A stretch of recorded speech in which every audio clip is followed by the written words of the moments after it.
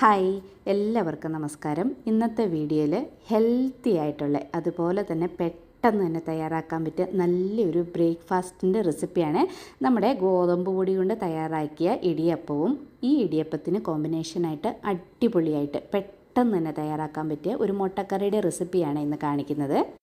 നല്ല സോഫ്റ്റ് ആയിട്ടുള്ള ഇടിയപ്പം, അതിന് ഒരു ടിപ്പ് കൂടെ കാണിക്കുന്നുണ്ട്. ഈ സോഫ്റ്റ് ഇടിയപ്പം ഗോതമ്പ് പൊടി കൊണ്ട് എങ്ങനെയാണ് തയ്യാറാക്കുന്നതെന്ന്. നമ്മളിപ്പോൾ രാവിലെ തയ്യാറാക്കിയ ഇടിയപ്പം വൈകുന്നേരമായാലും നല്ല സോഫ്റ്റായിട്ട്, നമ്മൾ അരിപ്പൊടി കൊണ്ട് ഉണ്ടാക്കുന്ന ഇടിയപ്പത്തെക്കാളും ടേസ്റ്റാണ് ഇതുപോലെ നമ്മൾ ഗോതമ്പ് പൊടി കൊണ്ട് ഇടിയപ്പം തയ്യാറാക്കിയാൽ. അപ്പോൾ ചപ്പാത്തിയൊക്കെ ഡെയിലി കഴിക്കുന്നവർ ചപ്പാത്തിയൊക്കെ കഴിച്ച് മടുത്തിട്ടുണ്ടെങ്കിൽ ഇതുപോലെ ഒന്ന് ട്രൈ ചെയ്ത് നോക്കണേ. ആദ്യം തന്നെ ഞാനിവിടെ ഒരു ബൗളിലേക്ക് 2 കപ്പ് ഗോതമ്പ് പൊടി എടുക്കുന്നുണ്ട്. ഇനി ഈ ഗോതമ്പ് പൊടിനെ നമ്മൾ നല്ലൊരു കോട്ടൻ്റെ ഒരു തുണിക്കകത്തോ അല്ലെങ്കിൽ നല്ല ക്ലീനായിട്ടുള്ള ഒരു ടവലിൻ്റെ അകത്തോ ഇട്ടിട്ട് ഇതൊന്ന് സ്റ്റീം ചെയ്തെടുക്കണം. ഒരു 20 തൊട്ട് 25 മിനിറ്റ് ഈ ഗോതമ്പ് പൊടീനെ നമ്മൾ സ്റ്റീം ചെയ്തെടുക്കണം. അപ്പോൾ ഞാൻ ഒരു ടവൽ എടുത്തിട്ടുണ്ട്. ഈ ടവലിലേക്ക് നമുക്ക് എടുത്തു വെച്ചിരിക്കുന്ന ഗോതമ്പ് പൊടി ഇതിലേക്ക് ഇട്ട് കൊടുക്കാം. എന്നിട്ട് നന്നായിട്ട് ഇത് ടൈറ്റായിട്ടൊന്ന് കെട്ടിയിട്ട് നമുക്ക് സ്റ്റീമറിലോ അല്ലെങ്കിൽ ഇഡ്ഡലി പാത്രത്തിലോ വെച്ചിട്ട് ഇതൊന്ന് സ്റ്റീം ചെയ്തെടുക്കണം. അപ്പം ഇതുപോലെ സ്റ്റീം ചെയ്ത് കഴിയുമ്പം നമ്മൾ ആ ഗോതമ്പ് പൊടിയുടെ ചുവയൊന്നും ഉണ്ടാകത്തില്ല. അതുപോലെ തന്നെ നല്ല സോഫ്റ്റായിട്ടുള്ള ഇടിയപ്പം നമുക്ക് തയ്യാറാക്കാം. ഞാനിങ്ങനെ തുണിക്കകത്ത് കെട്ടി ഇതുപോലെ ഒരു ഇഡ്ഡലി പാത്രത്തിൽ ആദ്യം തന്നെ വെള്ളം തിളയ്ക്കാനായിട്ട് വെച്ചിരുന്നു. ഇനി ഇതിലേക്ക് വെച്ചിട്ട് ഒരു 20 തൊട്ട് 25 മിനിറ്റ് ഒന്ന് സ്റ്റീം ചെയ്തെടുക്കാം. ഇതുകൊണ്ട് സ്റ്റീം ചെയ്തെടുത്ത ഗോതമ്പ് പൊടി ഇതുപോലെ കട്ടയായിട്ടുണ്ടാകും.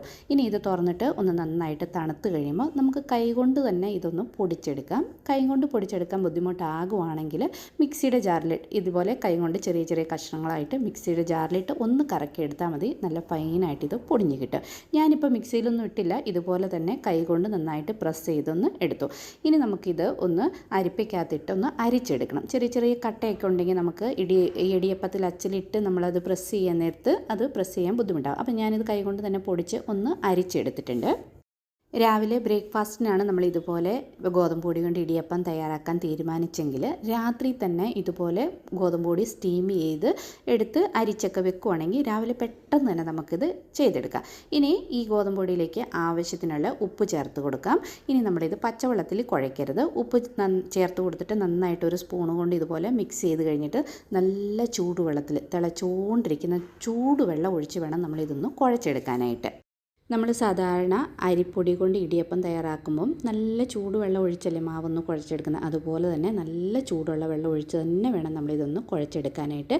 തണുത്ത വെള്ളം ഒഴിച്ച് കഴിഞ്ഞാൽ നമ്മുടെ ഇടിയപ്പം ഹാർഡായി പോകും, നല്ല സോഫ്റ്റായി കിട്ടത്തില്ല. അപ്പം നല്ല ചൂടുവെള്ളം ഒഴിച്ച് തന്നെ നമ്മൾ ഇതുപോലെ ഒന്ന് ഇത് കുഴച്ചെടുക്കണം.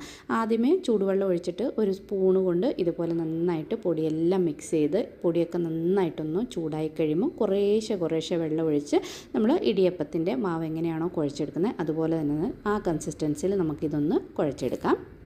നമ്മൾ ഇതുപോലെ ഗോതമ്പ് പൊടി ഒന്ന് സ്റ്റീം ചെയ്ത് ഒക്കെ എടുത്ത് റെഡിയാക്കി വെക്കുവാണെങ്കിൽ ചപ്പാത്തി തയ്യാറാക്കുന്നതിനേക്കാളും പെട്ടെന്ന് തന്നെ നമുക്ക് ഈ ഗോതമ്പ് പൊടി കൊണ്ടുള്ള ഇടിയപ്പം നമുക്ക് തയ്യാറാക്കാവുന്നതാണ്.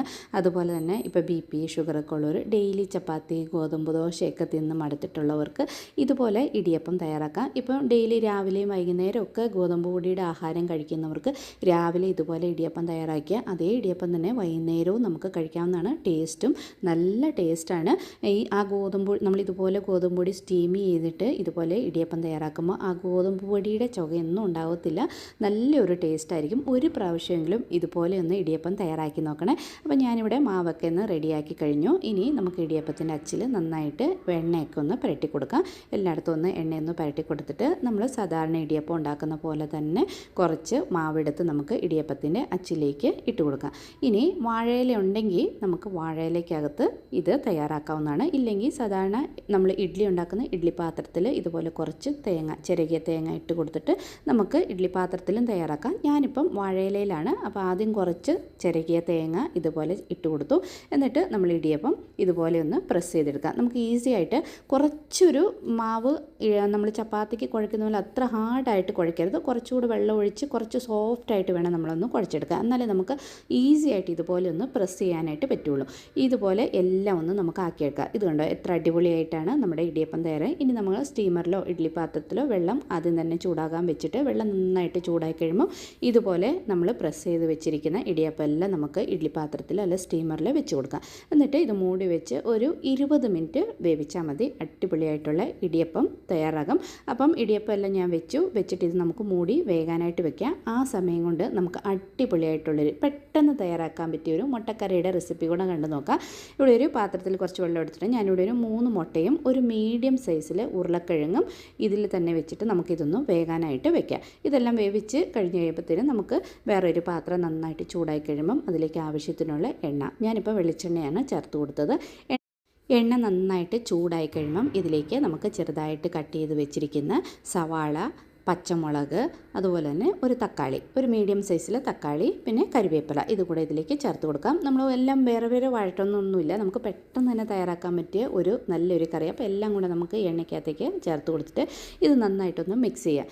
മിക്സ് ചെയ്തിട്ട് നമ്മളിതൊന്ന് ഇതിലേക്ക് ആവശ്യത്തിനുള്ള ജിഞ്ചർ ഗാർലിക് പേസ്റ്റ്, അല്ലെങ്കിൽ ഇഞ്ചി വെളുത്തുള്ളി നമ്മൾ ചെറുതായിട്ട് കട്ട് ചെയ്ത് ചേർത്താലും മതി. ഇപ്പോൾ കട്ട് ചെയ്തൊന്നും സമയം വേസ്റ്റ് ആക്കേണ്ടത്, ഇച്ചിരി ജിഞ്ചർ ഗാർലിക് പേസ്റ്റ് കൂടെ ഇതിന് കൂടെ അങ്ങ് ചേർത്തിട്ട് ഇതെല്ലാം നന്നായിട്ടൊന്ന് മിക്സ് ചെയ്ത് ആ ജിഞ്ചർ ഗാർലിക്കിൻ്റെ പച്ച എന്ന് മാറിക്കഴിയുമ്പം ഇതുപോലെ മിക്സ് ചെയ്തിട്ട് നമുക്കിതൊന്ന് മൂടി വെക്കാം. മൂടി വെച്ച് കഴിയുമ്പോൾ ആ തക്കാളി അതിലുള്ള കാരണം പെട്ടെന്ന് തന്നെ നമുക്ക് ആ തക്കാളിയൊക്കെ ഒന്ന് സോഫ്റ്റായി കിട്ടും. അപ്പം മൂടി ഒരു 3 സെക്കൻഡ് വെച്ച് കഴിയുമ്പോഴത്തേനും നമ്മുടെ ആ തക്കാളിയൊക്കെ നന്നായിട്ടൊന്ന് സോഫ്റ്റായി കിട്ടും. അപ്പോൾ ഒന്ന് തുറന്നിട്ട് ഒന്നുകൂടി ഒന്ന് ഇതുപോലെ എല്ലാം ഒന്ന് മിക്സ് ചെയ്ത് കൊടുത്ത് സവാളയുടെയൊക്കെ പച്ച സ്മെല്ലൊക്കെ ഒന്ന് മാറിക്കഴിയുമ്പോൾ നമുക്ക് ലോ ഫ്ലെയിമിൽ വെച്ചിട്ട് പൊടികൾ ചേർത്ത് കൊടുക്കാം. മുളക് പൊടി, മല്ലിപ്പൊടി, അതുപോലെ തന്നെ കുറച്ച് ഗരം മസാലപ്പൊടി, മഞ്ഞൾപ്പൊടി ഇതിലേക്ക് നമുക്ക് ചേർത്ത് കൊടുക്കാം. ഇത്രയാണ് പൊടികൾ നമ്മൾ ഇതിലേക്ക് ചേർക്കുന്നുള്ളൂ. മുളക് പൊടി, മല്ലിപ്പൊടി, ഗരം മസാലപ്പൊടി, പിന്നെ മഞ്ഞൾപ്പൊടി. എന്നിട്ട് ലോ ഫ്ലെയിമിൽ വെച്ച് തന്നെ ഇതെല്ലാം നന്നായിട്ടൊന്ന് മിക്സ് ചെയ്ത് ആ പൊടികളുടെ പച്ചച്ചൊകയൊക്കെ ഒന്ന് മാറിക്കഴിയുമ്പം നമ്മളൊരു ഉരുളക്കിഴങ്ങ് മുട്ടയുടെ കൂടെ വേഗം വെച്ചിരുന്നില്ല, അതിൻ്റെ തൊലിയൊക്കെ കളഞ്ഞിട്ട് അതൊന്ന് ഇതുപോലെ ഒന്ന് പൊടിച്ചെടുത്തിട്ട് അതുകൂടെ നമുക്ക് ഇതിലേക്ക് ചേർത്ത് കൊടുക്കാം. എന്നിട്ടൊരു കുറച്ച് വെള്ളവും ആവശ്യത്തിനുള്ള ഉപ്പും കൂടെ ചേർത്ത് കൊടുക്കുക. എന്നിട്ട് ഇതെല്ലാം നന്നായിട്ടൊന്ന് ഇതുപോലെ ഒന്ന് മിക്സ് ചെയ്ത് യോജിപ്പിക്കണം. എന്നിട്ടിത് മൂടി ഒരു 5 മിനിറ്റ് വെക്കണം. അപ്പോൾ ആ മസാലയും ഉരുളക്കിഴങ്ങും എല്ലാം കൂടെ നന്നായിട്ടൊന്ന് വെന്ത് നന്നായിട്ടൊന്ന് ഇതുപോലെ ഒന്ന് ആയി കിട്ടും. ഇത് കണ്ടോ, ഇപ്പോൾ തുറന്നപ്പം വെള്ളം ഒന്ന് ഒഴിച്ചിട്ടുണ്ടായിരുന്നല്ലോ നമ്മൾ കുറച്ച്, ആ വെള്ളമൊക്കെ ഒന്ന് ഡ്രൈ ആയിട്ട് ഇതെല്ലാം നന്നായിട്ട് മിക്സായി കിട്ടിയിട്ടുണ്ട്. ഇനി നമുക്ക് ഇതിലേക്ക് കുറച്ച് തേങ്ങാപ്പാൽ ഉണ്ടെങ്കിൽ തേങ്ങാപ്പാൽ ചേർത്ത് കൊടുക്കാം, അല്ലെങ്കിൽ നിങ്ങൾക്ക് കശുവണ്ടി പരിപ്പ് അരച്ചത് ചേർത്ത് കൊടുക്കാം, ഇല്ലെങ്കിൽ ഫ്രഷ് ക്രീം ഉണ്ടെങ്കിൽ അത് നമുക്ക് ചേർത്ത് കൊടുത്താലും മതി. ഞാനിപ്പോൾ തേങ്ങാപ്പാലാണ് ഇതിലേക്ക് ചേർത്ത് കൊടുത്തത്. തേങ്ങാപ്പാൽ ചേർത്ത് കൊടുത്തിട്ട് ഇതെല്ലാം നന്നായിട്ടൊന്ന് മിക്സ് ചെയ്ത് ഇത് തിളയ്ക്കണമെന്നൊന്നുമില്ല. നമ്മൾ പുഴുങ്ങി വെച്ചിരിക്കുന്ന മുട്ട ഇതുപോലെ കട്ട് ചെയ്തിട്ട് ഇതിലേക്ക് നമുക്ക് ഈ മുട്ട കൂടെ ചേർത്ത് കൊടുക്കാം. മുട്ടയെല്ലാം ചേർത്ത് കൊടുത്തു കഴിയുമ്പോൾ നമുക്കിത് മൂടി വെക്കാം. ഇത് മിക്സ് ചെയ്യേണ്ട കാര്യമൊന്നുമില്ല. ഇനി നമ്മൾ വേറെ വെള്ളമൊന്നും ഇതിലേക്ക് ചേർക്കണ്ട. നമ്മൾ ആ ഒരു ഉരുളക്കിഴങ്ങ് പൊടിച്ച് ഇതിലേക്ക് ചേർത്ത കാരണം നല്ല കുറുകി ചാറും, നമുക്ക് ഒരുപാട് ചാറ് വേണ്ടല്ലോ. അപ്പോൾ ഒത്തിരി ചാറ് വേണമെന്നുണ്ടെങ്കിൽ കുറച്ചുകൂടെ തേങ്ങാപ്പാലങ്ങോ ചേർത്ത് കൊടുത്താൽ മതി. തിളച്ച് കഴിയുമ്പം ഇതുപോലെ ഒന്ന് ആയി കിട്ടും.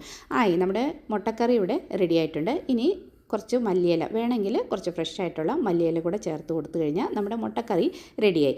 ഇനി മൂടി ഒരു 5 മിനിറ്റ് മാറ്റി വെച്ചാൽ മതി. നല്ല ടേസ്റ്റായിട്ടുള്ള പെട്ടെന്ന് തയ്യാറാക്കാൻ പറ്റിയ മുട്ടക്കറി. അതുപോലെ അടുത്ത സൈഡിൽ നമ്മുടെ സോഫ്റ്റായിട്ടുള്ള നല്ല ടേസ്റ്റി ആയിട്ടുള്ള ഹെൽത്തി ആയിട്ടുള്ള ഇടിയപ്പവും ഇവിടെ റെഡി ആയിട്ടുണ്ട്. ഇനി നമുക്ക് ചൂടോടുകൂടി ഇത് സെർവ് ചെയ്യാവുന്നതാണ്.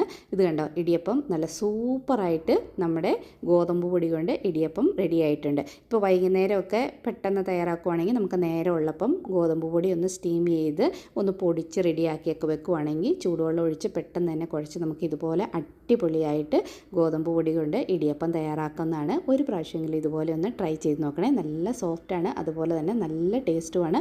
ഈ മുട്ടക്കറിയുടെ കൂടെ ഇതുപോലെ ഒരു സിമ്പിളായിട്ടുള്ളൊരു മുട്ടക്കറിയുടെ കൂടെ സൂപ്പറാണ്. ട്രൈ ചെയ്യാം.